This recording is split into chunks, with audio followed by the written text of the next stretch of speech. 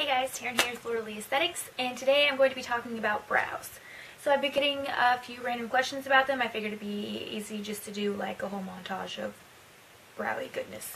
So, to start off with, first like the general guidelines to brows, and these are just guidelines, so obviously if you prefer your brows another way, or it doesn't matter, but these are just general guidelines to kind of base things off of, and then you can kind of work from there. So as far as starting your brows, like you've never done it before or you're growing them back so that you can redo it, the general rule of thumb is to, I'm using this here, just anything that's long and stick-like or whatever, preferably thinner is better so that, you know, it's taking up less of your face, but you are going to measure how your brow should kind of fit to your face. So if you take the stick or whatever you're using and go from the outer part of your nostril up to about your tear duct, and then follow that up to your brows, that should be about where your brow starts. And then also again from the nostril to the end part of your eye. You're going to want to do that, and that should be about where your brow ends. So again, like I said, general guidelines. Now you can also do this with your arch. So it should be about the corner of your nose and then over the colored portion of your eye. And it should match up about there, but your arch could be off, or you might not really have an arch. You just kind of want to follow your natural eyebrow. It's always easier to follow your natural eyebrow than try and create another one when we're talking about like plucking and things of that nature, or waxing. So then we're going to talk about plucking and waxing, or tweezing, because I know a lot of people don't like the term plucking. So if it's your first time doing your brows, or if you're growing them back so that you can reshape them, I recommend going to somebody and having them do them for you. Now, waxing is nice because, you know, it's quick and it's not so tedious as tweezing out each individual hair. So you want to make sure that you're going to want somebody who knows what they're doing, somebody who is very good at brows, somebody who you trust, or that you've at least done some research or talked to people about it beforehand, because it is your brow, it's right in the center of your face, and if something bad happens, you're going to be upset about it. It takes a while for them to grow back. So just make sure who you're going to is somebody that you know is going to work for you. And then when you do see them, make sure you know, take off a little at a time. Don't be afraid to get some extra pulls in there, because it's easier to, you know, keep going than it is to wait it out for your brows to grow back. So, you know, take your time with it. Maybe even like the first time that you're there, you don't want to keep going. You want to, you know, take a week or two and then go back and decide that you want them thinner. That's fine. You can always go thinner, but you can't unless you want to draw them back in. And then as far as tweezing goes, it's great to already have that base of, you know, you already have the shape that you want. That way, you know, when you get the sporadic stragglers coming in, you can tweeze them at home in, you know, your own time and however they grow in, and then it's not so tedious sitting there doing your entire brow. It's just as they grow in, which is awesome. So for tweezing at home, it's easier when your pores are open. So when your skin is warmer, like after you gotten out of the shower, or say that you've done like a mask or something and you've just got done steaming everything off your face. So you want to take the tweezers and you want to go with the direction of the hair growth. So about in the first part of your brows, they grow up, so you'll want to tweeze up. And on the outer portions, they go out to the side. There's something under my eye. You'll want to pluck or tweeze out with the direction of hair growth. Now, if you go against the direction of hair growth, it's going to make the hairs grow back all cattywampus. Maybe not the first time, but if you keep doing it, you know, you keep plucking or tweezing against the grain, you're going to regret it later, because as they grow out, they're going to grow out like this instead of flush, so it's going to be harder to hide them for one. And then when you know, decide to change your brow shape or whatever later on, you know, are always going to have those kind of strange shaped hairs. So again, with the direction of hair growth. Okay, now for some tricks with brows, if you have very close set eyes, you're going to want to tweeze a little bit further back. So a little bit more this way for this eye and a little bit more this way for this eye. Don't go too far, it will look ridiculous. If I were to tweeze my eyes out to here, it's going to look silly. You go a very, very slight amount. Not anything huge, but it just gives that tiny illusion. So when you go a little tiny bit on this side and a little tiny bit on this side, that both those small amounts create, you know, a larger gap between your brows. So that'll help give that illusion. And then if you have, you know, the wide set eyes where they're further apart this way, you'll want to bring your brows in a little bit more. Again, not a lot. You don't want a unibrow. You just want that nice, like, nice compensation that you can get with just leaving them in a little bit. Then as far as thin brows go, if you love thin brows, by all means keep them, you know, however you do, whatever makes you happy is basically what it needs to be. Just whatever makes you happy, that's what you should do.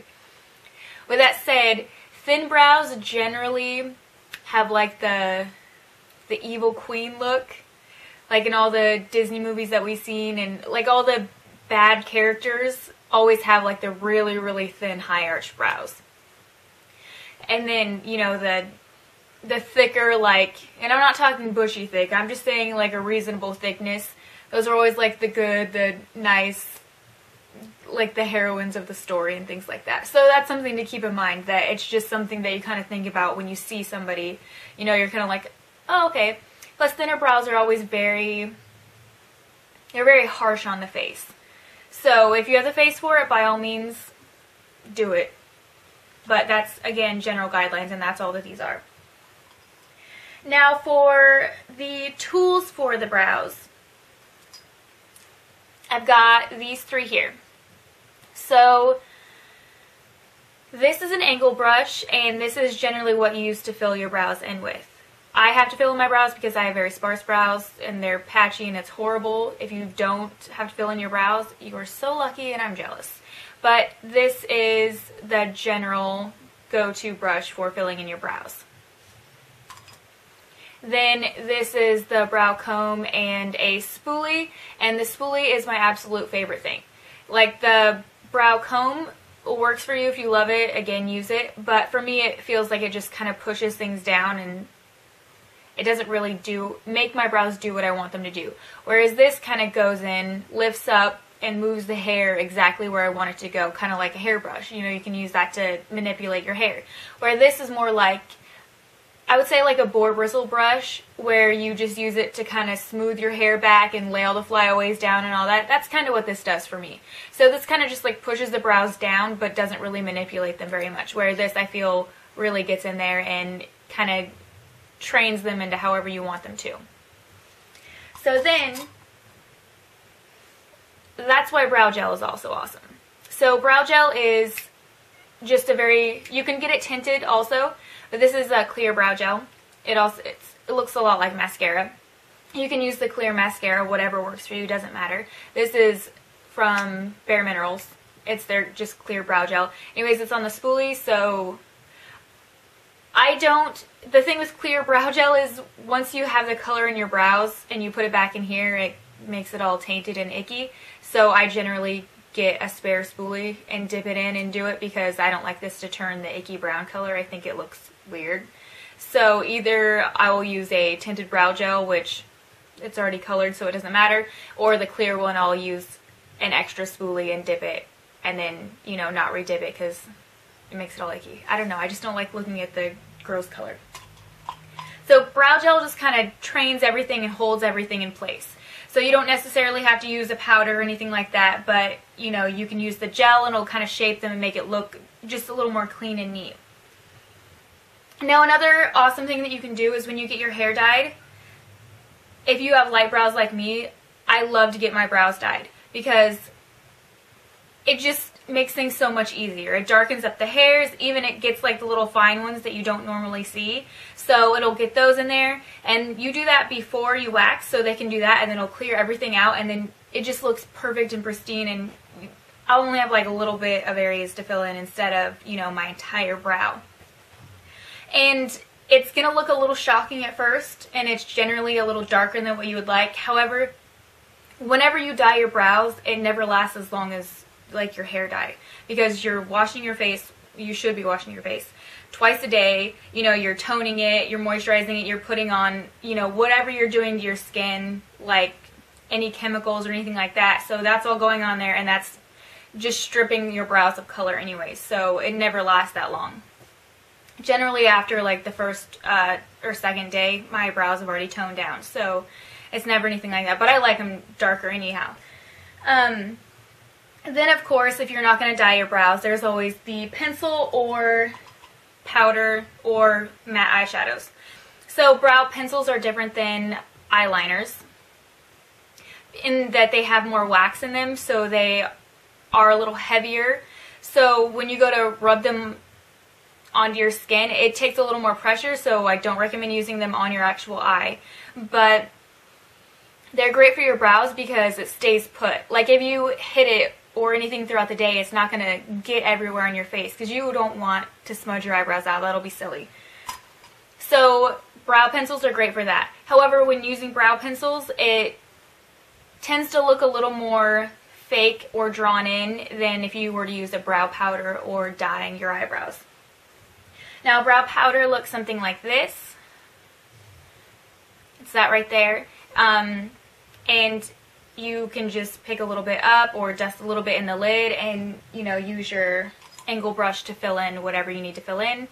And you can get really, really precise results with this. This one is a synthetic brush. I actually prefer an animal hairbrush. Generally, it's like a boar or something like that, where it's a really, really stiff bristles, because I like stiff bristles on my eyebrows. On all my other brushes, I prefer synthetic because I think it's cleaner, and I just like synthetic brushes better. I feel better about it. But eyebrows, like, I can't give up my brow brush with the boar bristles. Anyways, so again, using an angle brush, you can also use like a matte shadow. I definitely recommend using a matte shadow because shimmers in your eyebrows are not going to look good, and they're going to look filled in, and you don't need reflective properties in your eyebrow. It's not one of the things that you need. If you want to, go ahead, but, you know, not necessary. Just matte brown shadows or taupe shadows or whatever your hair color is, however you want to do it. Those are, you know, again, up to you. If you want pink eyebrows, go ahead. Pink eyebrows, that's fine. Well, I think that is about it for the eyebrows. If I can think of anything else, I'll try and post something else up. If you have any questions about brows, go ahead and leave them in the comments, and I'll get back to you as soon as I see it. And I think that's about it. Hope you guys have an awesome week, and as always, put your best face forward.